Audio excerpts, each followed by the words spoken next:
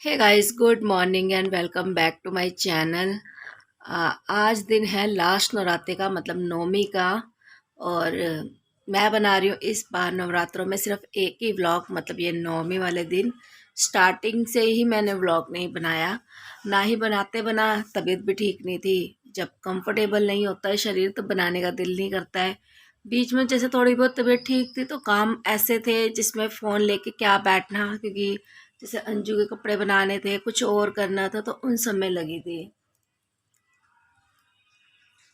और अभी भी इतनी कंफर्टेबल नहीं है मेरी तबीयत, मतलब एक इरिटेट करने वाली परेशानी है। मतलब कान में से ना, इसके अंदर से पटाखे बज रहे हैं बस। ईएनटी डॉक्टर के पास जब मैं गई थी, जिस दिन आज का ही दिन था, वीरवार। उस दिन नहीं, फ्राइडे था, तो फ्राइडे को वहाँ हॉस्पिटल में देखते नहीं है, क्योंकि मैं गवर्नमेंट हॉस्पिटल में ही जाती हूँ, वो घर के पास है एकदम। और जब मैं गई थी तो वो थे नहीं। फ्राइडे को मुझे याद नहीं था। फ्राइडे और वेडनेसडे वहाँ पे सर्जरी का काम चलता है। तो मैं तो इसलिए चली गई थी कि मेरे कान से पटाखे बहुत बज रहे थे, बट ऑफ था। फिर मैंने होम्योपैथिक की दवाई ली, उससे आराम तो पड़ा।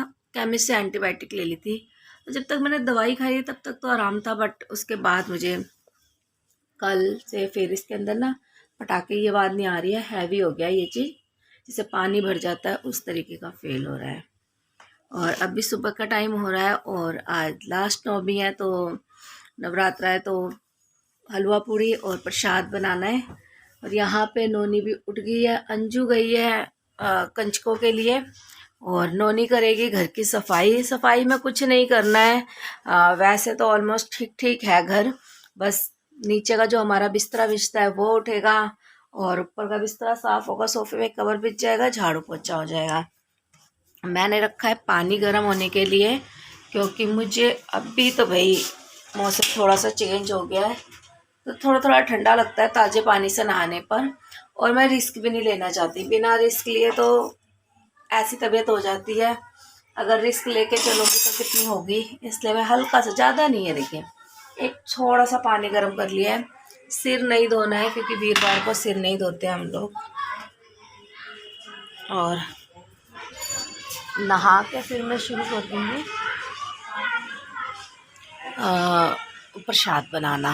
और अंजू नीचे है कन्या पूजन के लिए गई हुई थी, कल भी गई हुई थी, आज भी गई हुई है। तो अभी नीचे सुनीता दीदी बिठाएंगी और फिर थोड़ी देर बाद मैं बिठाऊंगी। तो इधर नीले सूट में जो है वो है अंजू, और इसकी ये सहेलियाँ हैं। ये सब मतलब इकट्ठे होकर ही गली में जाती है ना सबके घरों में, तो याद भी रहता है लोगों को। और गली से बाहर कंजकों में हमारे बच्चों को, गली के किसी भी बच्चों को जाने की परमिशन नहीं है। हाँ, किसी का घर जैसे जान पहचान का है तो जा अंजू सकते हैं, ऊपर आ रही अदरवाइज है ना अब। कोई और बुलाने आए तो नहीं। और यहाँ पे मैं नहा चुकी हूँ गर्म पानी से, और मैंने पहना है अपना ये ग्रे वाला सूट। पहले पहना था वो वाला सूट, प्लाजो उसी का ही पहना है, लेकिन टी शर्ट उतार दी है, क्योंकि मुझे करना है पूड़ियों का काम। जब मैंने वो पहना ना, थोड़ी देर में ही गर्मी लगने स्टार्ट हो गई, मतलब गर्मी नहीं, इरिटेट करने लग गई वो, क्योंकि फिटिंग के होते हैं ना सूट, इसलिए। और नहा लिया है। नहाने के बाद मैंने सबसे पहले पोनी टेल करी, ताकि बाल वाल ना गिरे खाने में, क्योंकि जूड़ा करने का मतलब है बार बार जूड़े को संभालना। तो पोनी टेल ठीक है, कस के हो गई है, बाल भी नहीं निकलेंगे। थोड़ी सी लिपस्टिक लगाई है, क्योंकि मेरे को खुद को देखने में लगे कि मैं ठीक हूँ, और अपने आप को कह सकूँ हाँ सोनू तो ठीक है, और काम करती जा। क्योंकि शक्ल खुद की गिरी हुई लगती है ना, तो और ज़्यादा बीमार बीमार सा फील होता है।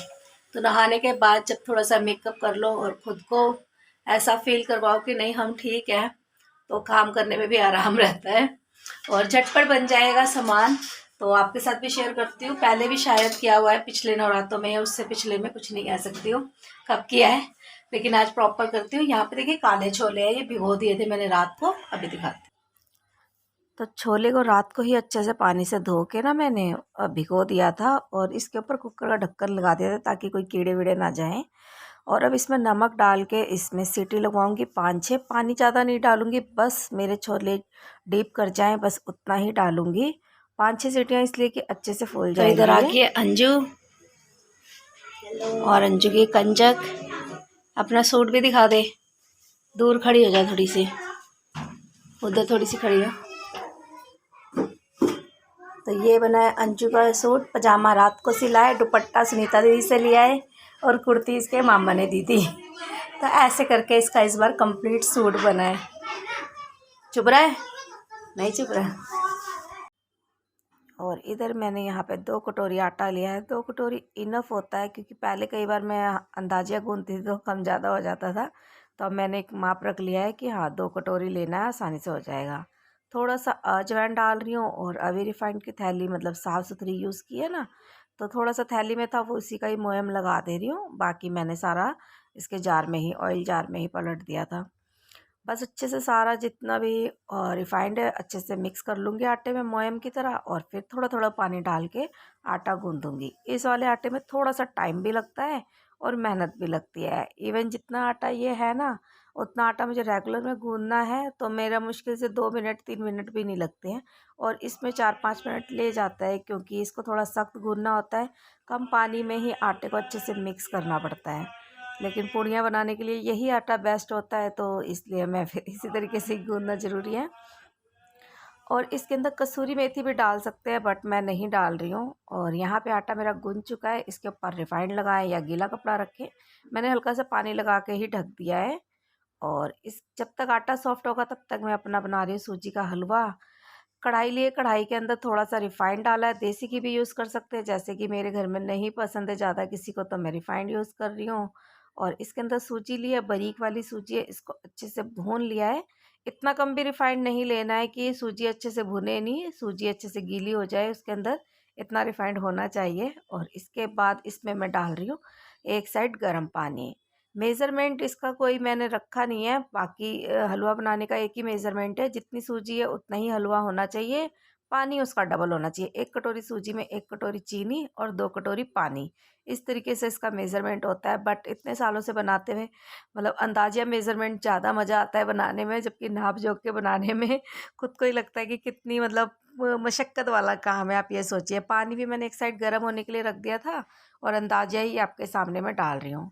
किशमिश मैं भूल गई थी, काजू बादाम हमारे घर कोई इन सब में, खीर में, हलवे में नहीं खाता है, तो ऊपर से डाल दिया है। किशमिश भी सिर्फ मैं ही छाट छाट के खाती हूँ, जितनी भी बच्चों की प्लेट में आते हैं।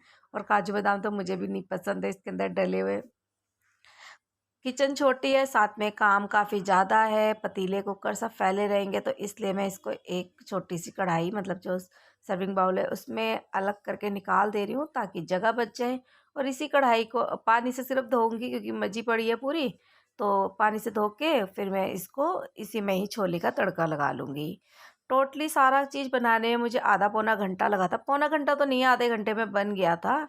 और छोले उबल चुके हैं। इधर मैंने थोड़ा सा रिफाइंड लिया है, जीरा डाला है, साथ में डाली है हरी मिर्च। और इसके बाद जितने भी छोले हैं ना, उनका पानी उसी में ही छोड़ दूंगी कुकर में, और छोले छोले सिर्फ मैं इसमें डाल रही हूँ। नमक डाल रही हूँ, नमक हिसाब से डालना है, क्योंकि उबालते हुए भी डाला था मैंने।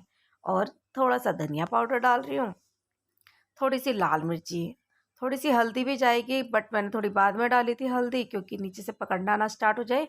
पानी भी नहीं है इसके अंदर, तो जल्दी से पकड़नी शुरू हो जाती है। हल्दी डालने के बाद अच्छे से इन सबको कर दूंगी मिक्स। मिक्स करने अच्छे से मिक्स करना है, और एकदम कम आंच पे इसे ढक के आपने पकाना है। जितने भी आपने धनिया पाउडर वगैरह डाले हैं ना, ये इस पे कोटिंग हो जाएगी और अच्छे से मतलब पक जाए, तब आपने इसे हटाना है। जब गैस बंद करना है उससे पहले थोड़ा सा मैं डालूंगी छोले मसाले, और थोड़ा सा मैंने डाला था आमचूर पाउडर। तो थोड़े से खट्टे खट्टे अच्छे लगते हैं, मतलब खट्टापन नहीं आता लेकिन टेस्ट अच्छा आता है आमचूर का।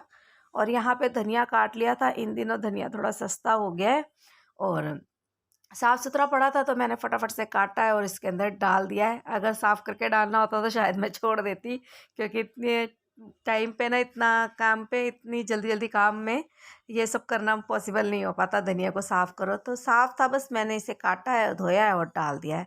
तो छोले मेरे हो चुके हैं। जब तक छोले बनाए हैं मैंने, पूड़ी हलवा बनाया है, तब तक मेरा आटा भी अच्छे से सॉफ्ट हो गया था। तो मैंने कहा चलो देखती हूँ, आटा अच्छे से सॉफ्ट हो गया तो इसे दोबारा से मला है, और इसके बाद पूड़ियाँ बनाना स्टार्ट कर दिया है। वैसे पूड़ी बेकर पड़ा हुआ है मेरे पास, लेकिन उसे भी बेलने के लिए, मतलब उससे बनाने के लिए एक मेंबर की ज़रूरत चाहिए ही चाहिए। और नोनी वैसे बनवा देती है, लेकिन नोनी कर रही है अभी कमरे में सफाई, क्योंकि कन्या आ जाएंगी, तो फिर बैठने उठने के लिए भी जगह चाहिए, फिर वो नहाएगी भी, तो इसलिए अभी वो वैसे नहाने गई है क्योंकि कमरे का काम हो गया है। और मेरे हस्बैंड को भी फ़ोन कर दिया है, बस थोड़ी देर में आ जाना, उनको बोला 10 मिनट बाद आप आ जाना। तो नारियल वगैरह फोड़ेंगे क्योंकि नारियल हमारे घरों में ना लेडीज़ नहीं फोड़ती हैं, तो इसलिए नारियल का काम मेरे हस्बैंड, अगर हस्बैंड वगैरह नहीं है तो भाई वगैरह करते हैं, बट लेडीज़ नहीं करती हैं। और अभी तक भगवान की दुआ है कि हमें कभी ऐसी ज़रूरत पड़ी नहीं कि लेडीज़ को फोड़ने की ज़रूरत पड़े कि घर में कोई भी जेंट्स ना हो, कभी पापा भाई या फिर हस्बैंड वगैरह फोड़ ही देते हैं। तो पूड़ियाँ मैं क्या करती हूँ, काफ़ी सारी पूड़ियाँ बना लेती हूँ, इवन 10-12 पूड़ियाँ बना लेती हूँ, फिर उसके बाद इसे तलना स्टार्ट कर देती हूँ। और यहाँ पे सारा जितना भी मेरा कन्या पूजन का मतलब कंजकों का प्रसाद है वो सारा बन चुका है। और इस बार मैं बच्चों के लिए गिफ्ट में लेके आई हूँ दिवाली की गन।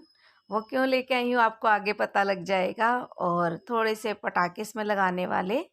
प्रसाद तो पूरा तैयार हो गया है और अपने हस्बैंड को भी मैंने फ़ोन कर दिया है, बस आ ही रहे हैं। तो नारियल वगैरह तोड़ेंगे। और यहाँ पे ये जो जितना सामान है, ये मैं हमेशा कोशिश करती हूँ कि बच्चों के हिसाब से सामान लेके आऊँ, क्योंकि देखो बच्चों को शौक़ होता है कंजकों में हम जाएंगे, हमें सामान मिलेगा, तो उनके अगर यूज़ करने वाला सामान होना तो बहुत ही ज़्यादा बच्चे खुश होते हैं। और जब बच्चे खुश होकर घर से जाते हैं तो समझ लो हमारी पूजा भी सफल हो जाती है और आप ये कह लो खुद को भी खुशी मिलती है। सबसे पहले ना मैं इस तरीके की छोटी छोटी प्लेटें होती है ना, ये दिया करती थी। मेरे घर में जितनी भी प्लेटें हैं ना यहाँ पे इसके अंदर सब ये उसी तरीके से बनी हुई है। ज्योमेट्री, लंच बॉक्स और हेयर बैंड, इस टाइप की चीज़ें लेके आती हूँ जो कि उनके यूज़फुल है, बेकार नहीं जाती और वो खुश होकर यूज़ कर लेते हैं। हेयर बैंड लेने गई थी, बट हेयर बैंड में प्रॉब्लम पता है क्या आ रही थी। हेयर बैंड जितने भी थे ना, सब जो डिज़ाइन मैं पहले दे चुकी हूँ, कई सालों से दे रही हूँ, तो दे चुकी हूँ वही डिज़ाइन थे।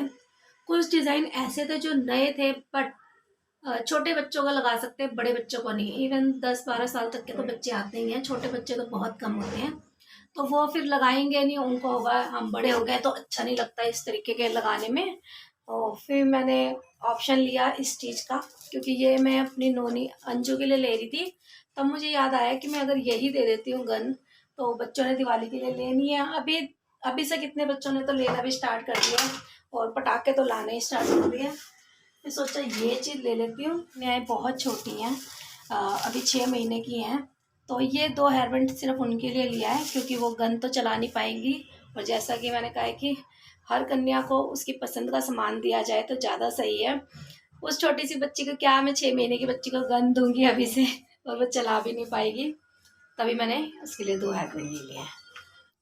तो इधर मेरे हस्बैंड भी आ चुके हैं, नारियल अच्छे से छील दिया है और अब इसको फोड़ के ना इसका पानी जो निकालेंगे वो थोड़ा सा हम घर में छिड़काव कर देते हैं, बाकी पानी प्रसाद के रूप में ले लिया करते हैं।